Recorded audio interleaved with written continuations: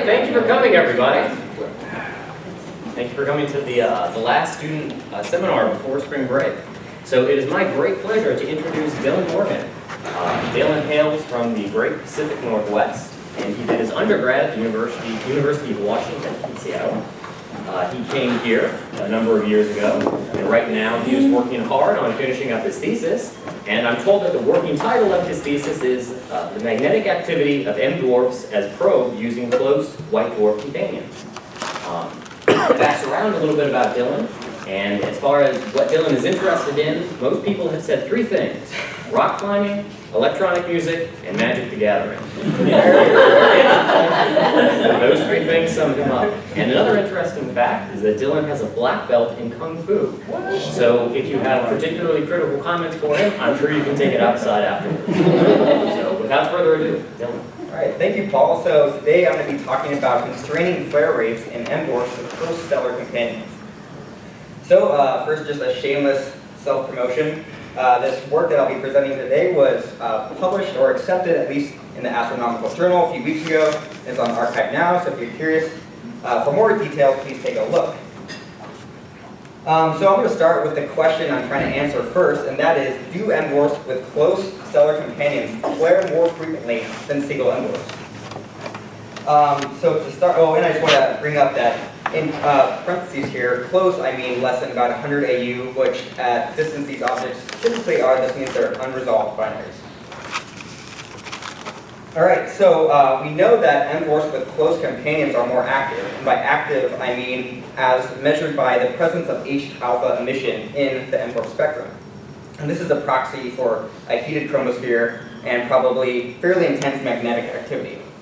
And here I'm showing the fraction of stars that are active as bin by spectral type, and I'm showing the white dwarf M dwarf pairs in red, the filled red circles, and then single M dwarfs in the open triangles.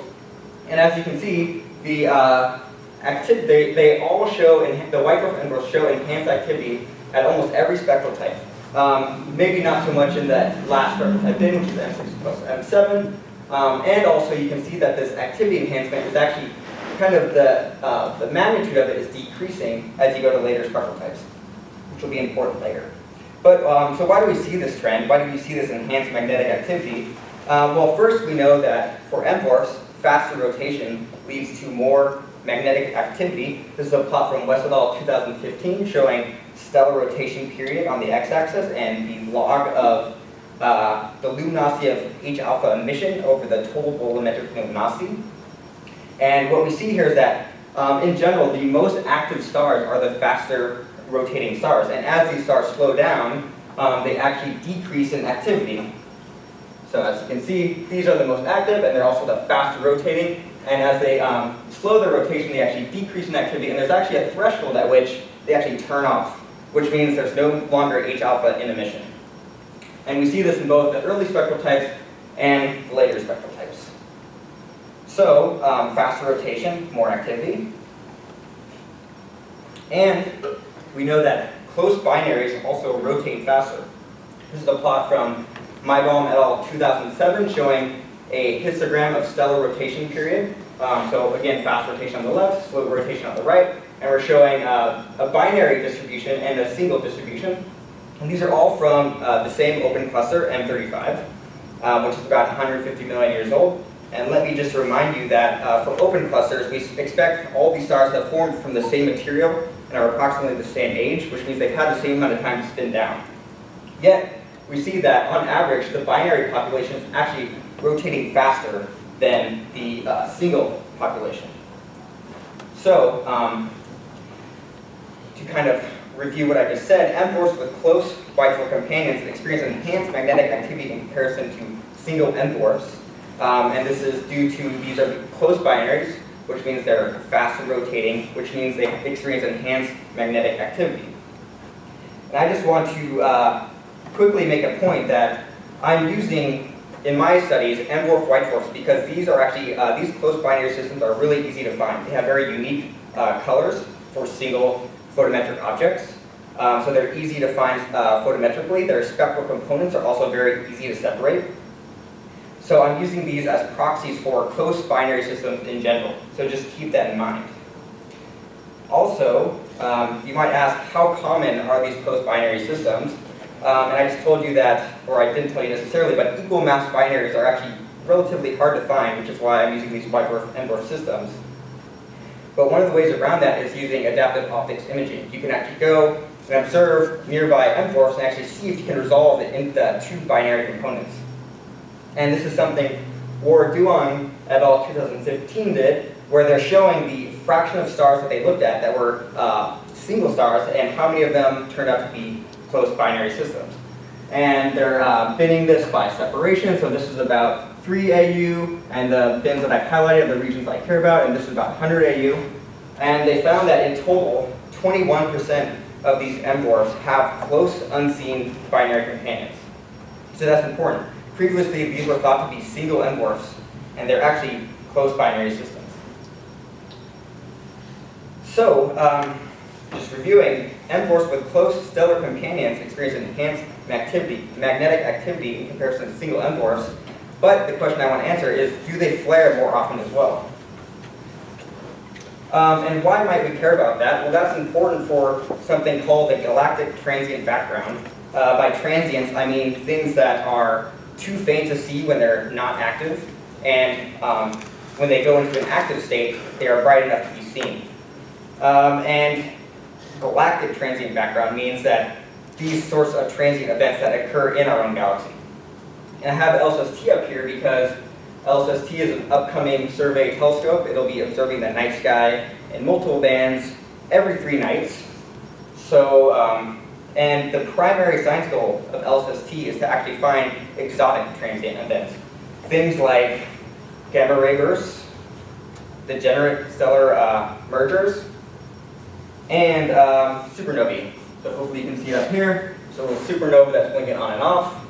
And unfortunately for them, these exotic events are actually quite rare in comparison to something that looks like this. So this is as you might expect, a flaring M-dwarf. And just for context, this M-dwarf is increasing its brightness by about 10,000 times. The flare has about 1,000,000 times more energy than your typical solar flare. And this event only lasts for 20 minutes.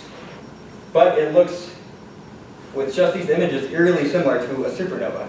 So if this surveys like LSST really want to find and are interested in supernovae, you need to understand the properties of these M-dwarf flares and how to rule them out or get rid of them if you're not interested in them. And I also want to point out that the physics that are happening on these M-dwarfs are still kind of in question. It's an active area of research, but observationally, what's happening is this M-dwarf is heating up to about 10,000 Kelvin blackbody, very briefly, under that 20 minutes. All right, and of course, another reason you might care is if you're interested in exoplanet habitability. We really need to understand the space weather environment around these M-dwarfs if we want to understand the habitability of all the terrestrial planets we're finding around them. And we've even found a few circumbinary planets, most notably Tatooine. So if these planets around these post-binary systems are experiencing more flares, are they going to be more habitable? It might be bad news for Tatooine inhabitants. All right. So going back to my question, do M-dwarfs with close stellar companions flare more frequently than single M-dwarfs? And what effect does this have on the galactic transient background and the impact on the habitability of around circumbinary planets? And unfortunately, I'm only going to talk about the first one due to time constraints. And if you're interested in the habitability portion, please see my paper. Shameless plug again. So how am I going to find these white dwarf M-dwarf flares? Well, I'm going to turn to the tried and trusty SDSS telescope.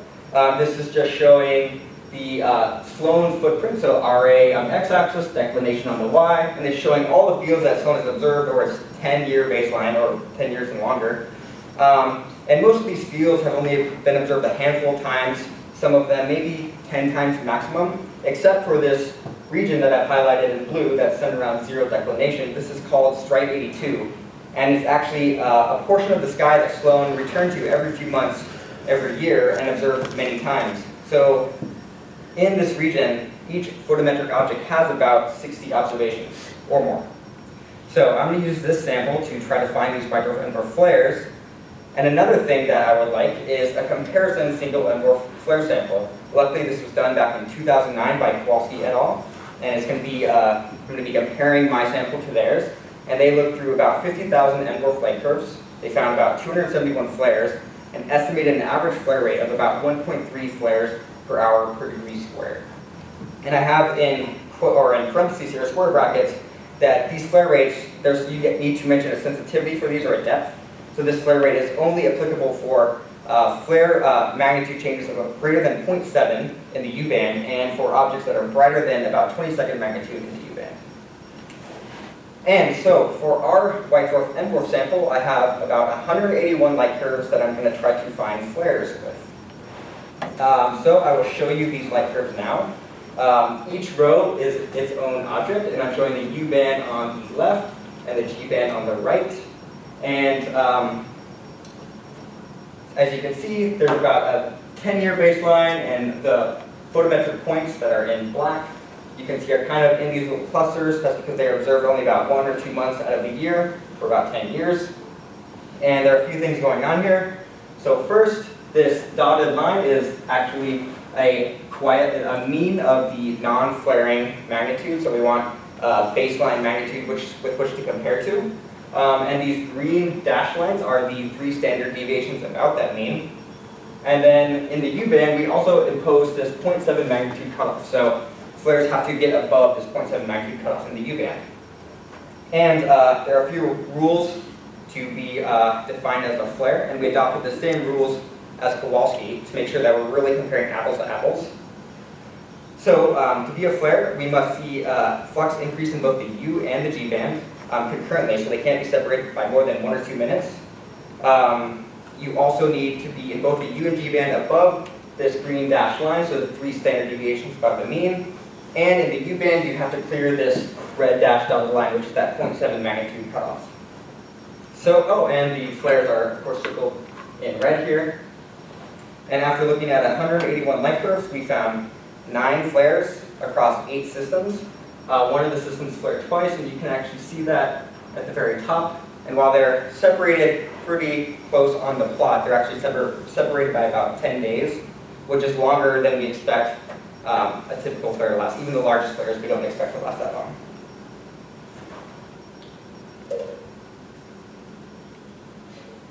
All right, so now we can compare our white dwarf and dwarf flare sample to the Kowalski M-dwarf sample.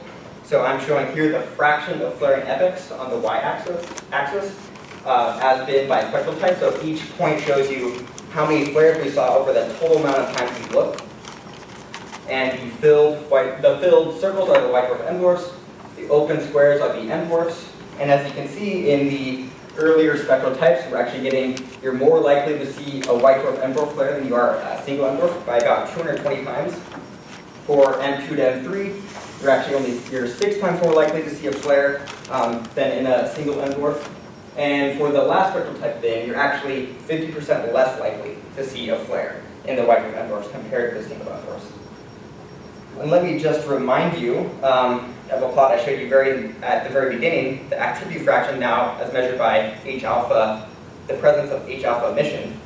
We're seeing a very similar trend where for early spectral types, we're seeing more of an enhancement above the single population. Then when we go to later spectral types, we're actually seeing this, the magnitude of this enhancement decrease. So this is kind of comforting because we expect flares and magnetic activity to go kind of hand in hand. So with that, we can estimate our own average flare rate, which is about 0.04 flares per hour per degree squared. Now, how does that affect the galactic transient background? Well, if we just compare these two numbers for the M-dwarfs, 1.3 flares per hour per degree squared, compared to 0.04 flares per hour per degree squared for the white dwarf M-dwarfs, it seems actually pretty negligible. It's about the white dwarf M-dwarfs make up only about 3% of the flares of the M-dwarfs. And the reason for that is while they flare more frequently, the white dwarf M-dwarfs are just much less common than the M-dwarfs to make up that difference. But if you've been paying attention, I made a big point about 21% of M-dwarfs have this close unseen stellar companion, and we're using these white dwarf M-dwarfs as a proxy for those systems.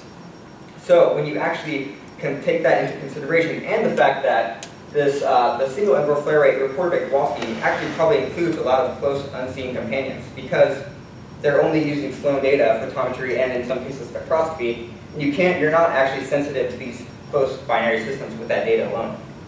So when you do that, you take that into consideration, you actually find that these close unseen binaries actually dominate the single M dwarf flare rate. You actually, when you try to solve for the single M dwarf flare rate, you find an answer that's consistent with 0. So the kind of takeaway point for me is that these the close binaries actually dominate this flare rate, and when we're considering the galactic transient background in the future, we really want to make sure we separate single stars and close binaries, which is not quite an easy task. So just to conclude, do M dwarfs with close stellar companions flare more frequently than single M dwarfs? Yes, at least for the early spectral types.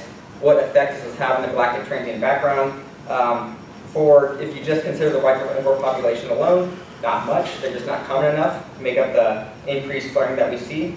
But we found that binaries dominate the single M dwarf flare rate, and it is probably important to consider those two populations separately in the future. And I didn't say this, but the impact of the habitability around circumbinary planets, well, you're getting more flares, which likely means more radiation, which is probably not great for life. And that's it for me. Thanks.